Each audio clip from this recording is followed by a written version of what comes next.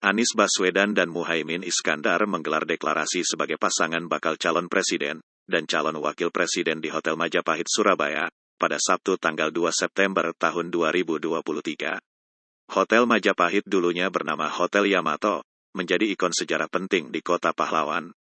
Di masa kemerdekaan, Hotel Yamato dikenal dengan insiden perobekan bendera Belanda.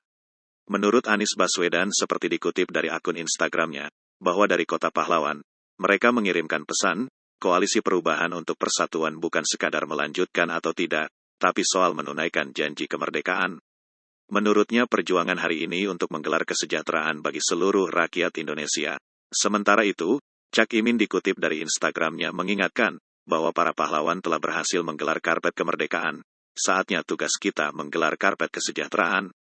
Keduanya pun memohon doa dan dukungan rakyat Indonesia untuk melakukan perubahan di Indonesia, untuk Indonesia yang adil, makmur, dan sejahtera.